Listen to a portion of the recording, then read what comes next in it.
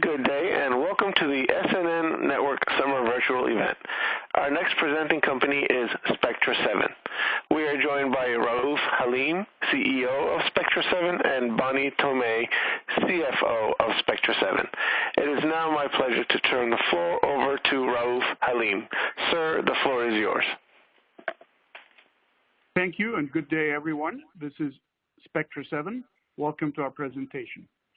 As many of you know, Spectra7 is a listed company on both the Toronto Stock Exchange Ventures under ticker SEV, as well as OTCQB, currently under ticker SPVND. We expect that we'll be back on SPVNF like Frank in just over 3 weeks, temporarily on SPVND. Before we get started, I want to remind all of you that our presentation today is subject to the cautionary notes that you see on slide number 2 of our deck, including forward-looking statements and other financial and industry information. So on slide number 3 of the deck, I would like to start by introducing Spectra7, who we are, and what our product looks like. So Spectra7 is a semiconductor company. We are based in San Jose, California. We design and market a class of high-performance analog semiconductor products, or chips as they're currently known or commonly known, that are typically embedded within the connector of a copper cable or interconnect. This category is generally known as active copper cabling, a category of interconnect that Spectra7 pioneers and has a dominant market position today. We serve a number of end markets with our active copper cables, in particular certain consumer markets, including traditional HDMI, special purpose long cables, certainly USB DisplayPort and other consumer interconnects, as well as augmented and virtual reality tethered head-mounted displays. By far, our largest market opportunity, and the one that we have been focused on over the past few years, is data center interconnects. And I will be talking a great deal about data center interconnects, the technology, the value proposition, the market sizing, and the revenue trajectory that we are on today. Data center operators, those would be the names like Google and Amazon, Alibaba, Tencent, many others, who deploy our class of active copper cable interconnects, enjoy significant advantages in both the capital expenditure outlay to build hyperscaler data centers, as well as the ongoing or recurring operational expenditures, in particular the savings on their power bill in utilizing active copper cables enabled by Spectra7. As you would see in the product illustration on the right side of this introductory slide, Spectra7 semiconductor products are embedded again in the connector at either side or either end of a copper cabling. A representative sample of our end customers is shown in the bottom right hand of this slide. This is just a sampling, not an exhaustive list of our customer base. Includes at the end user level data center operators that are of massive scale, representing significant growth opportunities for us, including operators like Tencent, Alibaba, Baidu, others in China and North America, Amazon, Google, Microsoft, and many others. Our direct customers are the people who actually make these cable harnesses, sometimes known as cable assemblers. That includes customers such as Molex, Amphenol, Luxshare, Foxconn, many others, as well as manufacturers of servers, switches, and other electronic systems that go into these data center infrastructure. These would be names like HP Enterprise, Cisco, Intel, and others. So a very rich end market of tier 1 or blue chip cable partners, as well as end users or operators. let me turn it over to Bonnie Tomei, our CFO who just joined us just about a month ago. We are delighted and proud to have Bonnie on our team, and Bonnie will walk you through a few key financial highlights. Bonnie? Hi, everyone. Hopefully you can hear me. As you know, we have we're listed on the Toronto Stock Exchange as SEV, and earlier, Raouf already shared with you about us trading on OTCQB under SPVND. And the reason for the temporary change to this SPVND instead of our normal SPVNF is because we have just completed our reverse stock split 50-to-1. And this is reflective of what we're trading as of today. As of 2 days ago is $1.80 in Canadian, about $1.50 US, and market cap at $38 million. And our trailing 12 months revenue ending Q1 March 31, 2021 was $1.5 million. And the reason for that is because we've been very depressed with the impacted by the COVID business, COVID impact to all of our businesses, and ended the trailing 12 months of $1.5 million. We, in Q1 quarter, we have generated $556,000 in revenue. So you can see that for many quarters, we have not done very well in 2020 because of the consumer electronics business. But now that we are focusing on the data center, and we've been getting a lot of traction in that area, as we have discussed with you or in the past to our investors, is that we're anticipating ending this year with a profitable quarter or year in the second half.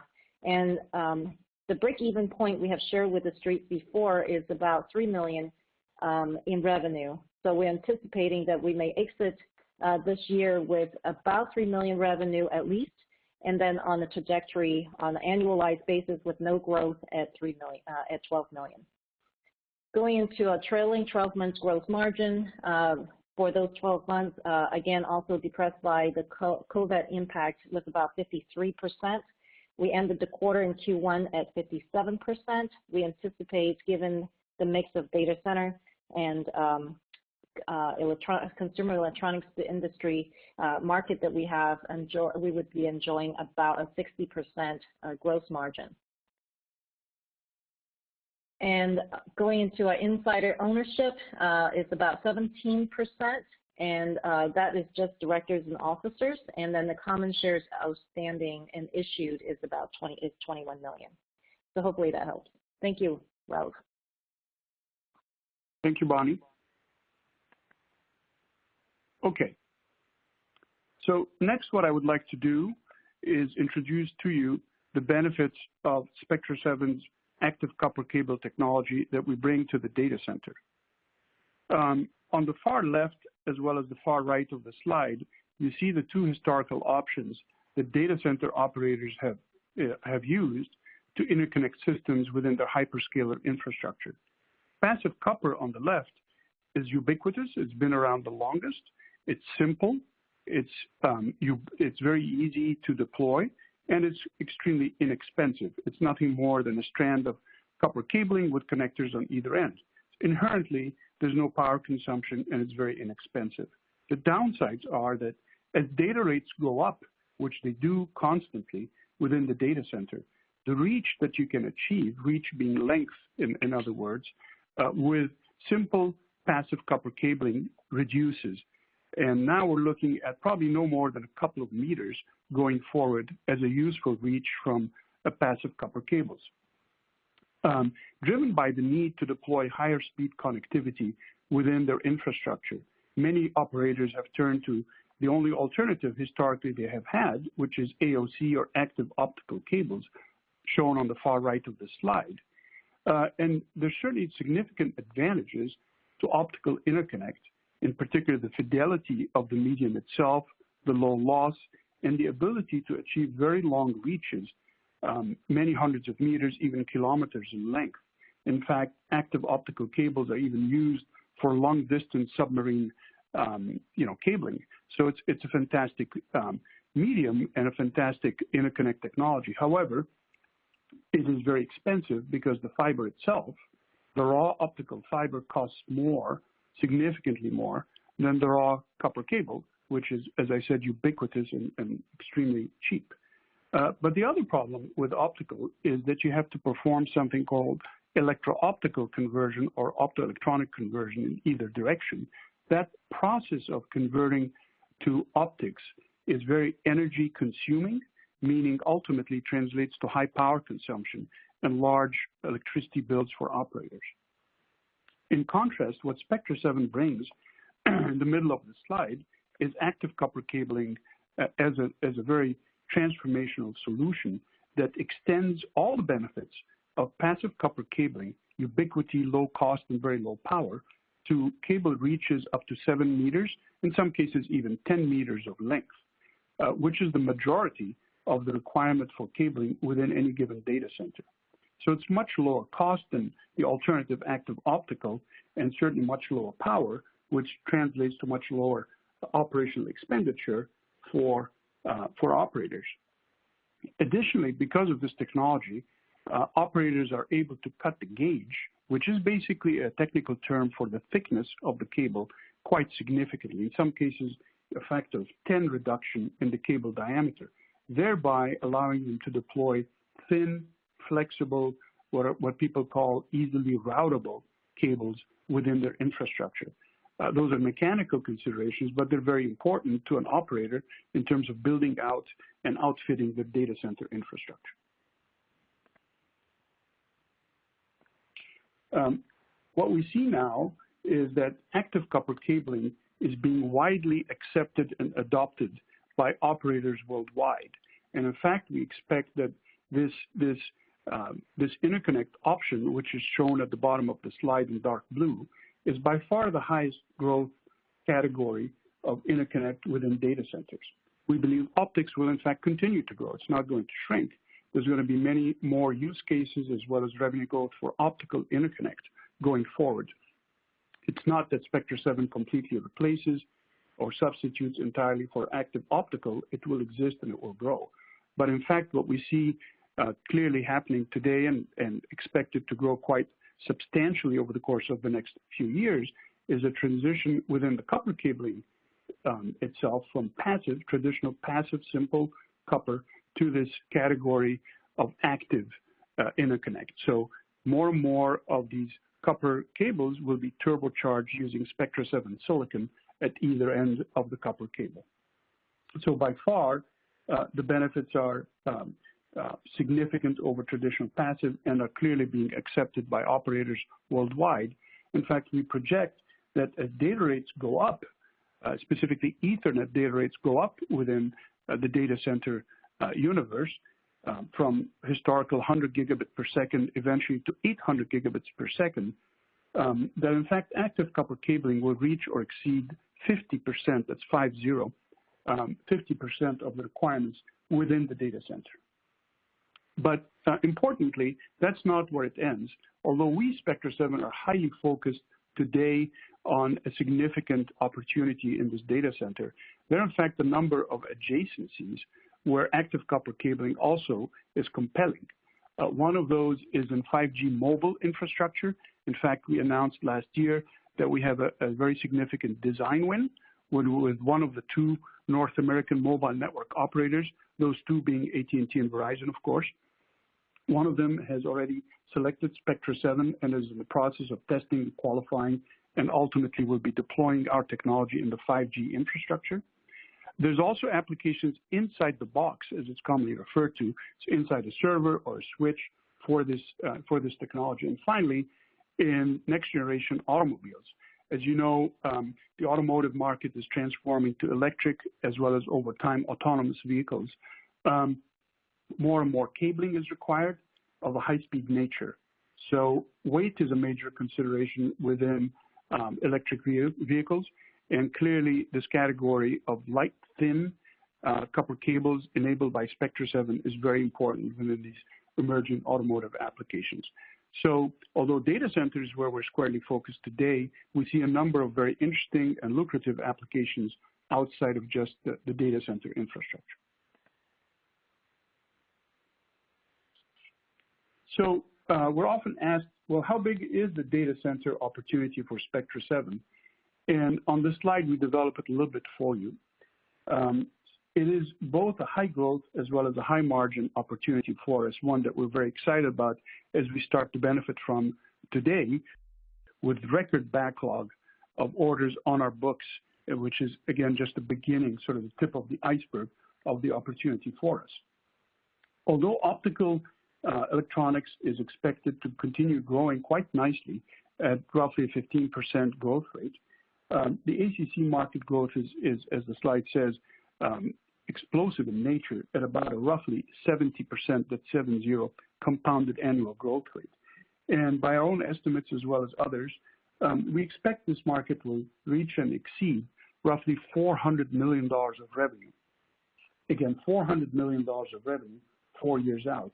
That's the orange segment shown in the bottom right of this slide, what we call our served addressed market, or SAM for short. Obviously for Spectra7, coming off a historical revenue base of called $4 million a year, give or take, headed towards very significant market inflection. Today we enjoy really 100% share in this space, but even with competitors in the future coming into this market, we would expect to enjoy a very significant revenue growth going forward. Certainly, as you can see, the opportunity itself it drives towards roughly $400 million in total 4 years out. So it's a very exciting opportunity, and also, once again, represents significant, much higher gross margin than our traditional consumer markets.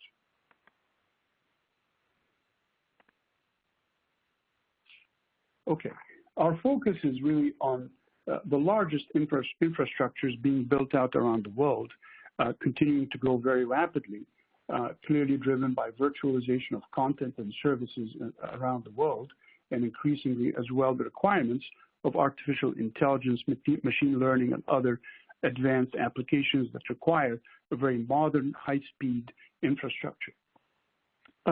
We typically focus on what we call the Big Nine. In China, they're the so-called BATs, Baidu, Alibaba, Tencent. Not exclusively, there are many other cloud operators there as well. And in North America, by the acronym known by the acronym G-Mafia, Google, Microsoft, etc. These 9 represent the bulk of capital expenditure in hyperscale data center infrastructure, but they're not alone. Again, there are a number of other cloud operators, both in North America as well as in China. It's a large and rapidly growing market. And again, within the data center, the active copper cable interconnect category brings significant value to what I would call really the bulk of the market, which is shown in green on this slide. On the far left, we believe passive copper cabling, although it will continue to exist, it will increasingly be relegated to very short reaches, no more than 2 meters in length. We think fiber optic interconnects are here to stay. They will continue to have a lot of applications in portions of the data center infrastructure, in the backhaul and so forth. But we believe that in the sweet spot between 2 meters of length and 7 meters of length, increasingly this category of active copper cabling will be deployed and put to great use. And that comprises about 90% of the cabling opportunity.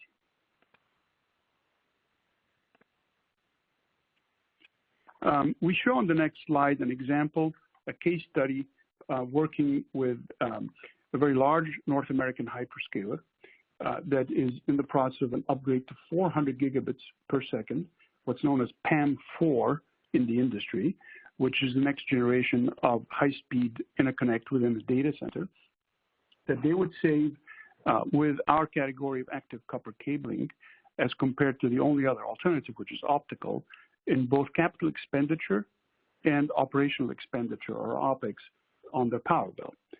Estimates can be up to $18 million in CapEx savings using active copper cabling compared to active optical. And then in recurring or electric bills, power bills, annual power bills, it would be saving roughly $20 million a year in their power bill. This is obviously recurring year after year. So the economic incentives are quite significant for operators plus, of course, the versatility and the mechanical attributes of thin, light, active copper cables as compared to traditional passive copper. So it's all in all very compelling. Then we're often asked, okay, well, how are we doing in the market?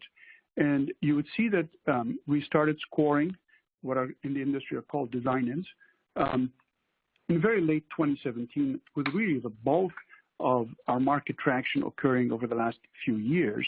We are now up to the most recent publicly announced count of 88 design-ins worldwide. Again, that's 88. Of those, roughly a third are in China and 2/3 are in the US, roughly. Each one of those represents a specific SKU for a specific operator.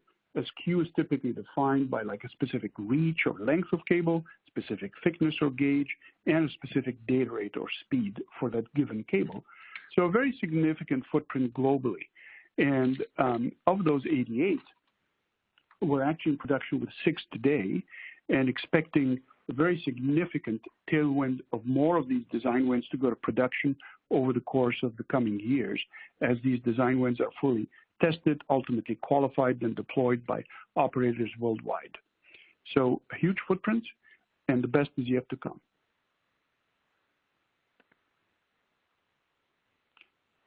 A sampling of recent announcements. This is not exhaustive by any means, but obviously last year we announced our first big instantiation in the 5G mobile market with our gauge changer data center technology.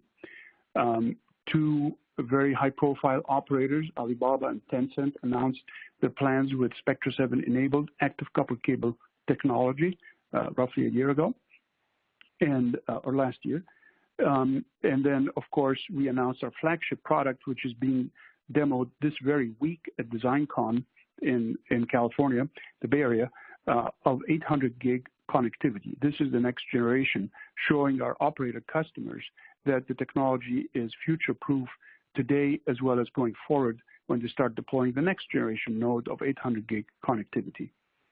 Top right-hand corner, again, we're pleased and proud to have Bonnie join us as CFO. Bonnie brings 15 years plus of experience in the semiconductor industry and is tremendously hands-on. So again, welcome, Bonnie.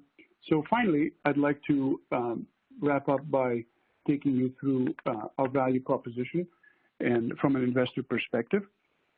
And in particular, the highlights are first and foremost that the company is addressing very significant opportunities in certainly the data center space specifically, but also in general, also within some of the consumer markets that we've targeted for a long time, but specifically within the data center infrastructure. That alone is exceeds about a $400 million addressed opportunity by the time we get to 2025. So it's a rich opportunity at high gross margin as well. Today, where we stand is we have record order backlog on the books. In fact, I think it's fair to say that this current third quarter and the next fourth quarter are fully booked. In fact, our orders exceed our expectations for the current third as well as the fourth quarter. And as Bonnie mentioned earlier, once again, we expect profitability by or before the end of this calendar year of 2021, and exiting the year at roughly a $3 million, minimum $3 million revenue level. In other words, annualize at least $12 million next year with no growth. And clearly, we expect significant growth on top of that exit run rate. Significant footprint worldwide with tier 1, both data center operators as well as cable suppliers into those operators. We have a strong presence in the VR market. We expect, in fact, that one of the largest game console VR providers is going to be deploying Spectra7 active copper cabling over the course of the next year, 2022, that will further accelerate and improve our revenues next year. And finally, we expect at least 60% gross margin long term, as Bonnie pointed out, as the product mix shifts more richly in favor of data center solutions. So great time at Spectra7, enormous demand, and finally, the many investments that have been made over the past few years in the data center are starting to pay off. thank you again, and I will now go to the Q&A session. Let's open up the Q&A.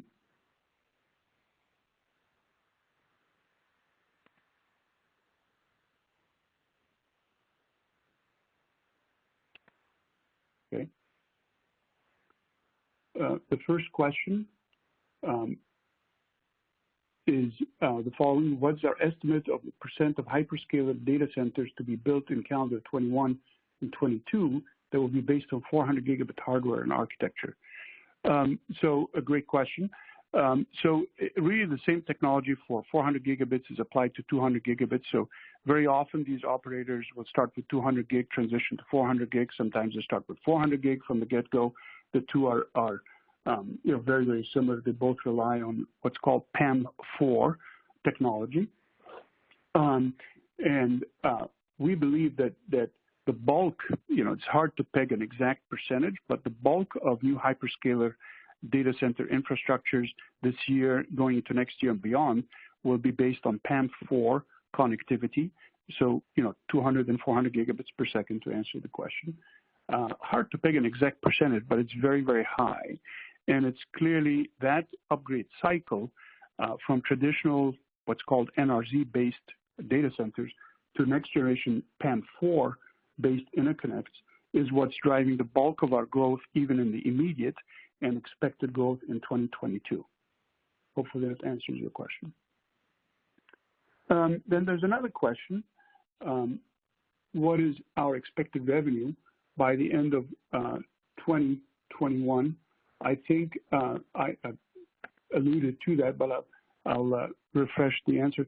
So we expect to be exiting the year at or above our break-even revenue level, which is $3 million roughly, not exactly, but roughly $3 million in quarterly revenue. So we expect to be at or above that level exiting this year, which at an annualized rate obviously is 12 million, but we expect further growth on top of that in 2022. Hopefully that answers this question as well.